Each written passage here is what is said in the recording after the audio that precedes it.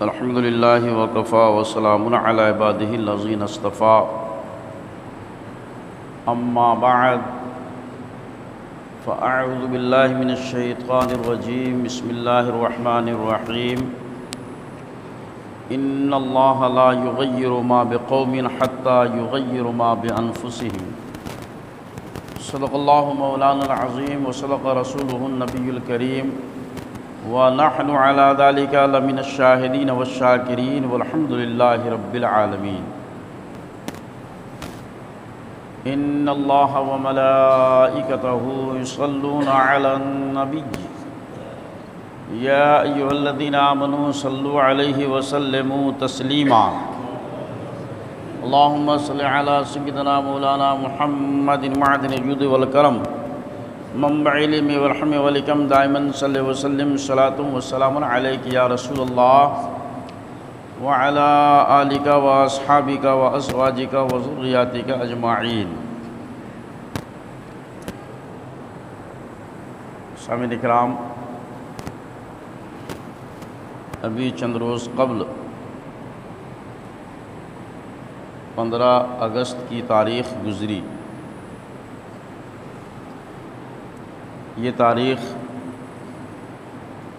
ہندوستانی باشندے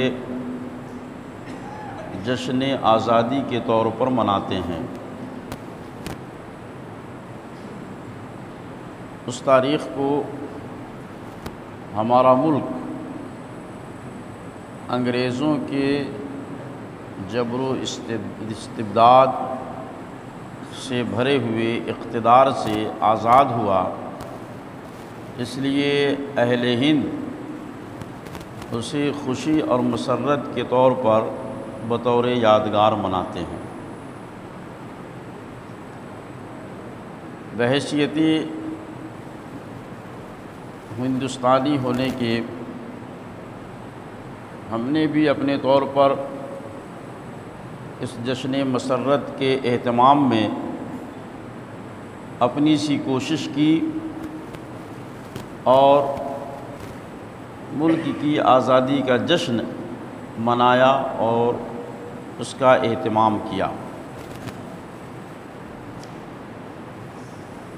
وقت بیتتا جا رہا ہے، حالات کروٹ بدل رہے ہیں، دن و ایام کے ساتھ اور شب و روز کی گردشوں سے پرانے لوگ اٹھتے جا رہے ہیں، ان کی جگہ پر نئی نسل باغ ڈور سنبھال رہی ہے۔ ان حالات میں نئی نسل کو اپنے بزرگوں کی قربانیوں سے روشناس کرانے کے لیے ہمارے پاس جو ریسورسز ہیں انہیں ہمیشہ باقی، تابندہ اور عملی طور پر بجا لانے کی ضرورت ہے، ورنہ آج ہم اور آپ دیکھ رہے ہیں کہ ایک منظم پلان اور منصوبہ بند سازش کے تحت ہمارے بزرگوں کی قربانیوں کو پس پشت ڈالا جا رہا ہے، اور وہ لوگ جو اس وقت انگریزوں کی کاسالیسی کر رہے تھے، چاپلوسی کر رہے تھے، چمچہ گیری کر رہے تھے اور ان کی ہاں میں ہاں ملا رہے تھے، اتنا ہی نہیں بلکہ ان کے لیے مادر وطن کی زمین فراہم کر رہے تھے اور اس کے لیے ہر ممکنہ حد تک جانے کے لیے وہ تیار تھے، ایسے لوگوں کو آج ہیرو بنا کر پیش کیا جا رہا ہے، قوم کا مسیحا بنا کر پیش کیا جا رہا ہے، قوم کا ہمدرد بنا کر کے پیش کیا جا رہا ہے اور مادر وطن کے محافظ کے طور پر پیش کیا جا رہا ہے۔ گویا تاریخ بیان نہیں کی جا رہی ہے بلکہ تاریخ بنائی جا رہی ہے اور نئی نسل کے سامنے پروسی جا رہی ہے، پیش کی جا رہی ہے۔ ان حالات میں زندہ قوم کی یہ نشانی اور علامت ہے، اور حساس افراد پر یہ لازم اور ضروری ہے کہ اپنی آنے والی نسل کو اپنے بزرگوں کی عظیم یادگار سے ہم روشناس کراتے رہیں۔ اگر ہم نے انہیں فراموش کر دیا تو یقیناً ہم ان کی بارگاہ کے مجرم قرار پائیں گے۔ اس لیے آج کے اس خطاب میں نے اپنی گفتگو کا عنوان بنایا ہے جنگ آزادی میں مسلمانوں کا کردار۔ تاریخ بہت طویل عرصے کو محیط ہے۔ 1780 کے قریب سے، اور اگر ماضی میں جایا جائے تو 1443 سے یہ بات شروع ہوتی ہے اور 1947 پر آ کر کے ختم ہوتی ہے۔ اس طریقے سے اگر ہم دیکھیں تو یہ پورا وقفہ تقریباً 5 صدیوں پر محیط ہے۔ اس میں 90 سال بہت ہی اہم اور درد و کرب سے بھرے ہوئے ہیں۔ وہ تمام تفصیلات اس محدود وقت میں پیش نہیں کیے جا سکتے، لہٰذا ہم اس تاریخ پہ ایک سرسری نگاہ ڈالیں گے، اور آج کی اس مجلس میں تاریخ سے زیادہ ہمیں اس پر نظر رکھنی ہے اور نظر ڈالنی ہے کہ انگریزوں نے اس دور میں، اس زمانے میں کن چیزوں کو اپنا خاص ٹارگٹ بنایا تھا، اور آج حکمراں پارٹی ان کے نقش قدم پر چلتے ہوئے کن چیزوں کو اپنا نشانہ اور ٹارگٹ بنا رہی ہے۔ اس لیے مختصر سے وقت میں ہمیں اپنے تاریخ کو زندہ بھی کرنا ہے، اور دشمنوں کے عزائم، ان کے منصوبے اور ان کے مقاصد کو بھی سمجھنا ہے، تاکہ ہم بھی بیداری کا ثبوت پیش کرتے ہوئے اپنی نسل کی حفاظت کا کوئی کام کر سکیں، تاکہ آنے والی نسل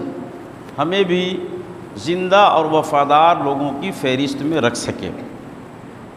ایک مرتبہ درود پاک پڑھ لیا، اللہم صلی علی سیدنا مولانا محمد معدن الجود والکرم منبع العلم والحلم والحکم دائما صلی وسلم صلاۃ و سلام علیک یا رسول اللہ۔ شاعر نے ہمیں جھنجھوڑتے ہوئے اور اپنے اسلاف سے وابستہ رہنے کی تلقین کرتے ہوئے بڑے ہی اچھے انداز میں کہا،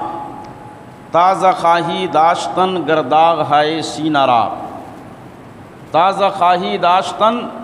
گرداغ ہائے سینہ را، گاہے گاہے باز خاں ای قصہ پارینہ را، گاہے گاہے باز خاں ای قصہ پارینہ را،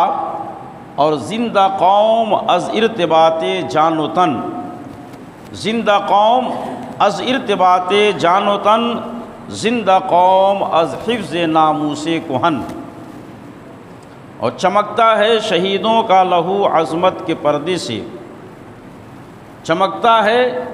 شہیدوں کا لہو عظمت کے پردے میں، شفق کا حسن کیا اور پھول کی رنگی قبا کیا ہے۔ سامعین کرام، مادر وطن جس پر ہم اور آپ زندگی کی سانس لے رہے ہیں، یہ اس اعتبار سے بھی بہت مقدس، پاکیزہ، بابرکت اور باعظمت ہے کہ اسی سرزمین پر ہمارے جد امجد ابو البشر حضرت سیدنا آدم علی نبینا علیہ الصلاۃ والتسلیم جنت سے دنیا میں تشریف لائے۔ آج وہ علاقہ جو سرندیپ کا کہلاتا ہے، ماضی میں وہ ہندوستان ہی کا حصہ تھا اور ہمارے ملک کا ہی ٹکڑا تھا۔ اسی سرزمین پر حضرت آدم علیہ نبینا علیہ الصلاۃ والتسلیم تشریف لائے اور پھر آپ ہجرت کر کے یہاں سے مکہ معظمہ تشریف لے گئے، جس کی داستان میں نے پچھلے کسی خطاب میں آپ کے سامنے پیش کیا تھا۔ اس اعتبار سے اگر دیکھا جائے تو یہ ملک ہمارے لیے اس اعتبار سے بھی عظمت اور اہمیت کا حامل ہے کہ روئے زمین کے سب سے پہلے انسان اور اللہ کے پیغمبروں میں سب سے پہلے پیغمبر حضرت آدم علیہ نبینا علیہ الصلاۃ والتسلیم اسی سرزمین پر جلوہ گر ہوئے۔ اس لیے ہمارے آقا صلی اللہ تعالیٰ علیہ وسلم اس ملک کے تعلق سے ارشاد فرماتے تھے کہ ہمیں اس ملک سے محبت کی خوشبو آتی ہے، اور حضرت آدم علیہ نبینا علیہ الصلاۃ والتسلیم کے قدم ناز کی برکت تھی کہ اللہ رب العزت نے اس خطے کو یعنی سرزمین ہند کو بہت ہی زرخیز اور بہت ہی معدنیات سے لبریز کر کے پیدا فرمایا۔ ان کے قدموں کی برکت رہی کہ ہندوستان شروع ہی سے لوگوں کی توجہ کا مرکز رہا، یہاں تک کہ آپ نے سنا ہوگا کہ ہمارے اس ملک کو لوگ سونے کی چڑیا کے نام سے یاد کرتے تھے۔ اللہ رب العزت نے طرح طرح کے معدنیات اور خزانوں سے اس سرزمین کو پر فرمایا، یہاں تک کہ وہ قومیں اور وہ علاقے جو آج اپنے آپ کو مہذب، تمدن یافتہ، تہذیب یافتہ، سویلائزڈ اور اپنے آپ کو سپر پاور کہتے ہیں، کسی زمانے میں اس ملک کے محتاج تھے۔ ان ملکوں میں بھوکمری تھی مگر ہمارے ملک میں خوشحالی تھی۔ ان ملکوں سے لوگ یہاں آ کر کے تجارت کیا کرتے تھے، یہاں کا سامان لے جاتے اور اپنے علاقوں میں فروخت کیا کرتے، دوسروں الگ الگ خطوں میں فروخت کرتے اور اسے تجارت کی ایک عظیم منڈی کے طور پر جانتے تھے۔ تاریخ میں بہت ساری قوموں کا تذکرہ آیا کہ وہ قومیں اس طرف آئی اور یہاں انہوں نے اپنی تجارت کو فروغ دینے کی کوشش کی۔ ان میں پرتگالی، فرانسیسی، انگریز اور اس قسم کی بہت ساری قومیں تھیں۔ ماضی قریب میں ایک شخص جو پرتگال کا رہنے والا تھا، واسکو ڈی گاما، ہندوستان کی سرزمین پر گوا کے علاقے میں ایک عرب ملاح کی رہنمائی میں آیا اور اس نے ہندوستان کے دیگر خطوں میں سیاحت کی۔ سیاحت کرنے کے بعد یہاں اس نے اپنی تجارت کا جال بچھایا، اپنے علاقے کے لوگوں کو متوجہ کیا۔ ان پرتگالیوں کو دیکھ کر کے انگریز بھی اس ملک کی طرف متوجہ ہوئے اور انہوں نے بھی اپنی تجارت کا سلسلہ شروع کیا۔ آگے چل کر کے انگریزوں اور پرتگالیوں میں منڈی میں یا مارکیٹ میں آپ کہیے کہ مقابلہ ہوا اور اس مقابلے میں انگریز غالب آئے اور پرتگالی مغلوب ہوئے۔ انگریزوں کے غالب آنے کی جہاں ان کی شاطرانہ چالیں تھی، مکاری اور فریب کاری تھی، وہیں پر ایک ایسا واقعہ تھا جو آج ہمارے اور آپ کے لیے درس عبرت کی حیثیت رکھتا ہے۔ اہل تاریخ تحریر فرماتے ہیں کہ 1053 ہجری اور 1443 عیسوی میں شاہ جہاں کی بیٹی جہاں آرا، ایک دن اس کی سالگرہ کی تاریخ تھی۔ سالگرہ کی تاریخ کے دن خوشی اور مسرت کا ماحول تھا پورے محل میں۔ جہاں آرا شام کے وقت اپنے باپ کو سلامی پیش کرنے کے لیے جا رہی تھی۔ اس وقت آج کے دور کی طرح سے ٹیوب لائٹ، ہائیلوجن اور اس قسم کے برقی قمقموں کا انتظام نہیں تھا۔ بڑی بڑی قندیلیں جلا کرتی تھی، شمعدان روشن ہوتے تھے اور اس سے روشنی کا انتظام کیا جاتا تھا۔ جہاں آرا جا رہی تھی سلامی پیش کرنے کے لیے، اچانک اس کے کپڑے میں کسی شمعدان سے آگ لگ گئی اور وہ آگ اس حد تک آگے بڑھی کہ باوجود کوششوں کے اس کے جسم کا بہت سارا حصہ جل گیا، جس کی وجہ سے جہاں جہاں آرا کو بے چینی اور اضطراب ہوا، وہیں پر اس کے باپ شاہجہاں کو بے انتہا بے قراری محسوس ہوئی۔ بادشاہ وقت تھا، شہزادی جل گئی تھی، بڑے بڑے اطباء اور حکماء علاج کے لیے بلائے گئے، مگر کسی سے افاقہ اور شفایابی نہیں مل رہی تھی۔ یہاں تک کہ کچھ لوگوں نے مشورہ دیا کہ سورت میں ایک بہت ہی تجربہ کار اور مشہور و معروف ڈاکٹر ہے جس کا نام ڈاکٹر بارٹن ہے، وہ اس کا اسپیشلسٹ ہے، اگر اس کی خدمات حاصل کی جائے تو ممکن ہے کہ شہزادی کو اطمینان اور سکون ہو جائے اور اسے دکھ درد اور تکلیف سے رہائی مل جائے۔ بادشاہ نے حکم دیا ڈاکٹر کو بلایا جائے اور اس سے علاج کرایا جائے۔ ڈاکٹر بلایا گیا، علاج کرایا گیا، مرضی مولا اس سے اس کو شفا حاصل ہو گئی۔ جہاں آرا کو جب اطمینان اور سکون ہوا، بادشاہ کو بھی قلبی اطمینان اور سکون ہوا،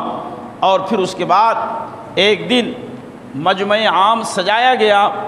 ڈاکٹر کی عزت افزائی کے لیے، اس کی حوصلہ افزائی کے لیے اسے بادشاہ کے بھرے دربار میں بلایا گیا،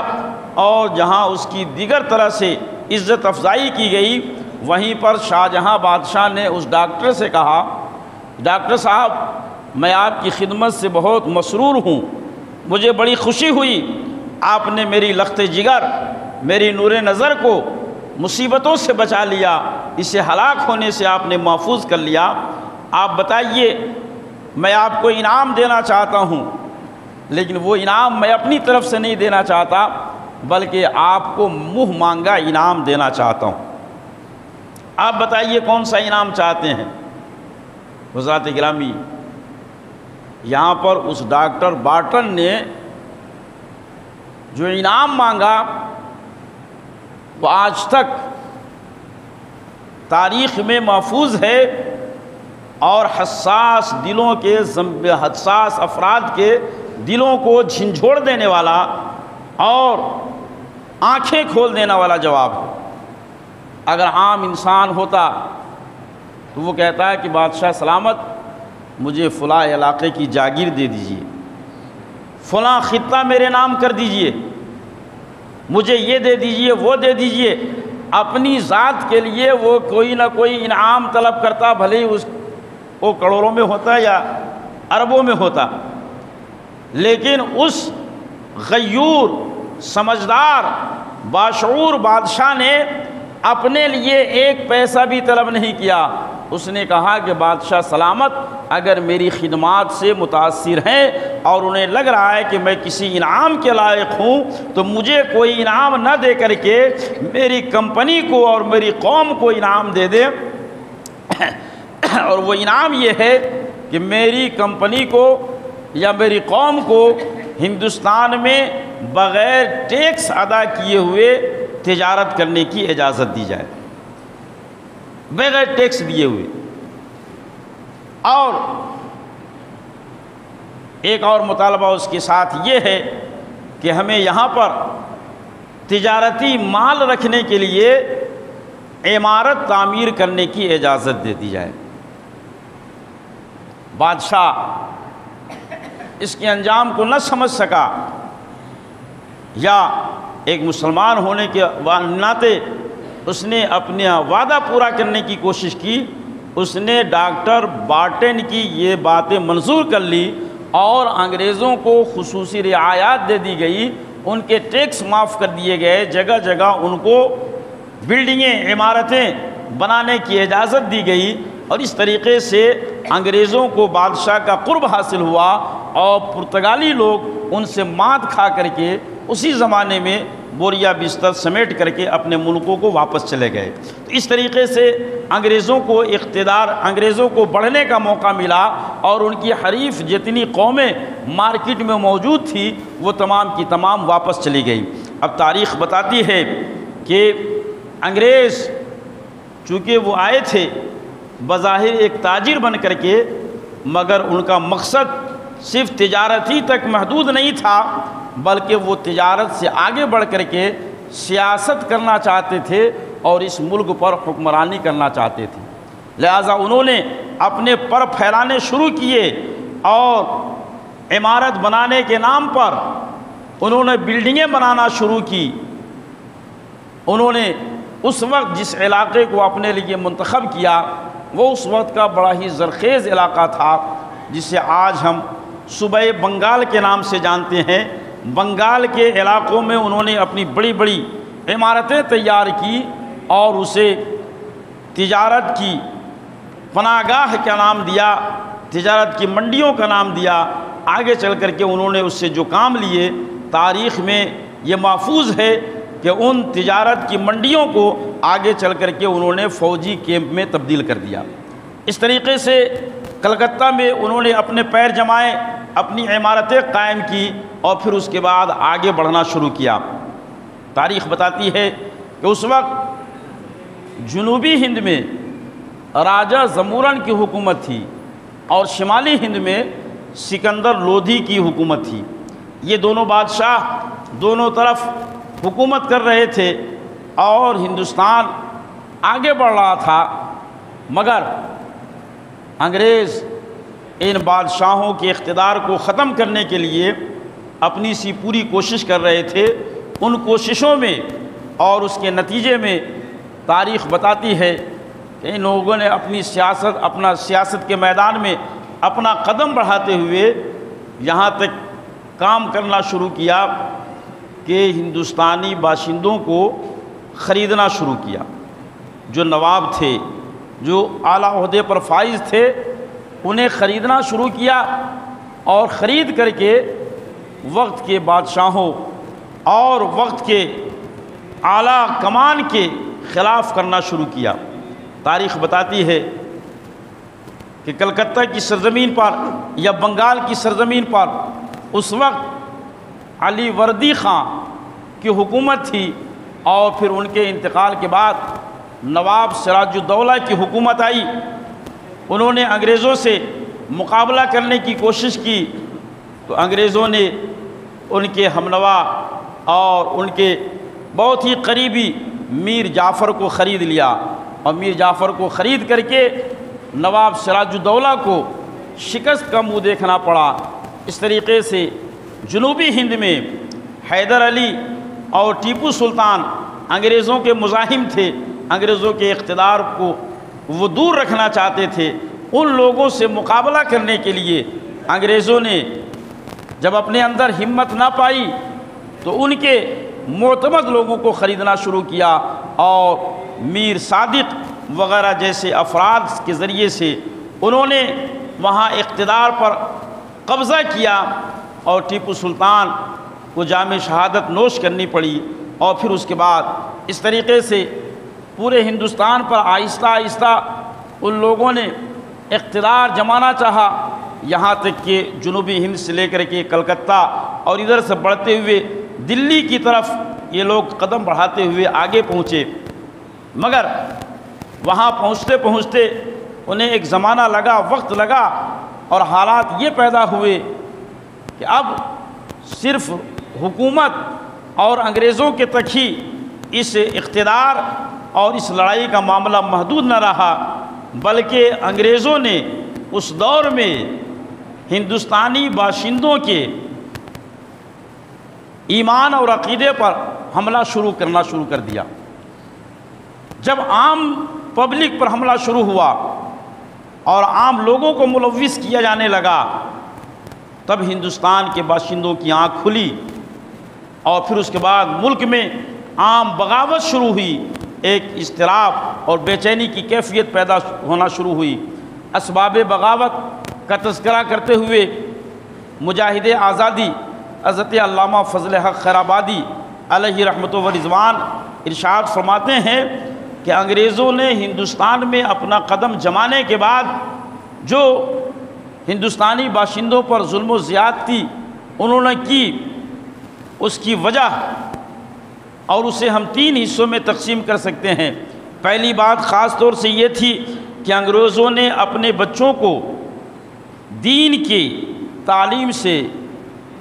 دور کرنا شروع کیا، یعنی ہندوستانی بچوں کو مذہبی تعلیم سے، دینی تعلیم سے دور کرنا شروع کیا، مدارس کو ختم کرنا شروع کیا اور ان کی جگہ پر مشنری کے اسکول قائم کرنا شروع کیے۔ دوسری ایک خاص وجہ یہ رہی کہ ملک کی پیداوار پہ انہوں نے اپنا کنٹرول قائم کر لیا، تمام غلے خرید لیتے، اپنے قبضہ میں کر لیتے اور پھر اسے بھاری داموں پر ہندوستانی باشندوں کو دیتے، یعنی غلے اور اناج پر قبضہ کر کے ہندوستانی باشندوں کو اپنا غلام بنانے کی کوشش کر رہے تھے۔ اور تیسری مداخلت اور تیسرا کام انہوں نے یہ کیا کہ مسلمان بچوں کے ختنہ کرنے پر پابندی لگا دی، مسلم عورتوں کو پردہ میں رہنے پر انہوں نے پابندی لگائی۔ اس طریقے سے عیسائی مذہب کو فروغ دینے کے لیے انہوں نے راہ ہموار کی اور اسلامی شعائر اور اسلامی اسلامی تسخشات کو انہوں نے ختم کرنے کی کوشش کی۔ یہ وہ وجہ تھی جو عام ہندوستانی باشندوں کے دلوں میں بے چینی پیدا کر رہی تھی۔ سر سید احمد خان بھی اسباب بغاوت کا تجزیہ کرتے ہوئے لکھتے ہیں کہ ہندوستانی باشندوں کے دلوں میں عام طور سے جو بغاوت کا جذبہ پیدا ہوا اور یہ جو بیدار ہوئے، اس کی ایک وجہ تو معاشی تھی کہ انگریزوں نے ہندوستانی باشندوں کے معاش پہ کنٹرول کر لیا اور اسے اپنے قبضے میں کر لیا۔ دوسری جو اہم وجہ تھی وہ یہ ہے کہ مسلمانوں کے دین و ایمان پر حملہ آور ہونے لگے اور مسلمانوں کو مذہبی اعتبار سے اپنے مذہب سے دور کرنے لگے، یہاں تک کہ اس کے ایک پادری جس کا نام ہے ایڈمنڈ پادری نے اپنی گورنمنٹ کو ایک چٹھی لکھی اس وقت کہ جہاں پناہ ہندوستان میں انگریزوں کی آمد کے بعد سے برقی تار کے ذریعے سے خبر پورے ملک میں پہنچائی جاتی ہے، پورے لوگ اس کا استعمال کرتے ہیں۔ اس زمانے میں تار کا سسٹم تھا، یعنی آج کی طرح سے موبائل وغیرہ نہیں تھے، ایک جگہ سے دوسری جگہ خبر ٹیلی گرام کے ذریعے سے کیا جاتا تھا۔ تو اس طریقے سے پورے ملک میں برقی اسباب کے ذریعے سے خبر پہنچائی جاتی ہے، سڑک بنا دی گئی ہے، آمد و رفت یکساں ہو رہی ہے۔ تو میری گزارش یہ ہے کہ اب پورے ہندوستان کا مذہب بھی ایک ہو جائے اور وہ مذہب عیسائی ہو۔ اس پادری نے عیسائیت کو فروغ دینے کے لیے گورنمنٹ کو چٹھی لکھی اور گورنمنٹ بھی اپنے پادریوں کی خوشنودی کے لیے اس قسم کام کرنے لگی اور آگے بڑھنے لگی۔ میرے محترم بزرگوں اور دوستوں، جب یہ حالات پیدا ہوئے اور عام لوگوں کے جذبات کو مجروح کیا جانے لگا تو پھر عام لوگوں کے اندر بے چینی اور اضطراب پیدا ہوا، اس لیے کہ مسلمان خاص طور سے مالی نقصان کو برداشت کر سکتا ہے، معاشی نقصان کو برداشت کر سکتا ہے،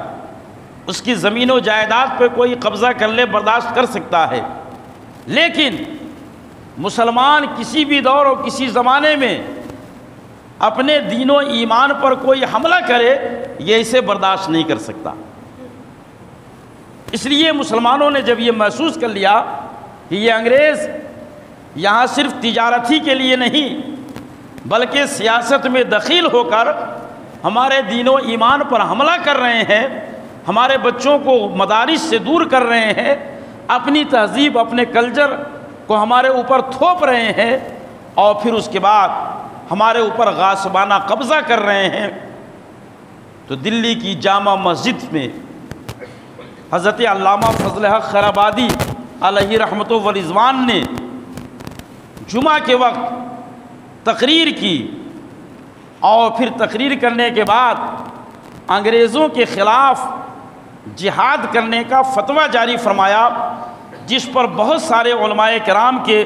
دستخط شامل تھے۔ اس میں نمایاں نام حضرت علامہ فضل حق خیرآبادی اور اس وقت کے چیف جسٹس حضرت مفتی صدر الدین آزردہ، علامہ عبدالقادر دہلوی، قاضی فیض اللہ دہلوی، مولانا فیض احمد بدایونی، ڈاکٹر مولوی وزیر خان اکبر آبادی، سید مبارک شاہ رامپوری اور ایسے جید علماء کرام جو اس وقت کی پوسٹ پر تھے، ایسے لوگوں نے مل کر کے یہ فتویٰ جاری کیا اور یہ کہا کہ انگریزوں کے خلاف اب جہاد کا وقت آ گیا ہے، اس لیے کہ یہ ہمارے دین و ایمان پر حملہ کر رہے ہیں۔ میرے محترم بزرگوں اور دوستو، اس کا اثر یہ ہوا کہ پورے ہندوستان سے نوجوانوں کی فوج دلی کی طرف رخ کر کے دلی کی طرف آنے لگی، اور پھر اس کے بعد جو دلی سے ایک مارکہ آرائی شروع ہوئی، اور اس کے بعد پھر جو کچھ کارنامے ہوئے انشاءاللہ اگلی مجلس میں اس پر روشنی ڈالی جائے گی، اور پھر بتایا جائے گا کس طریقے سے آج ان انگریزوں سے روشنی حاصل کر کے ہماری اس دور کے حکمراں اور برسر اقتدار افراد مسلمانوں کو ٹارچر کر رہے ہیں، اور کس طریقے سے اسی روش پہ چل کر کے آج ہمارے دین و ایمان پر حملہ کرنے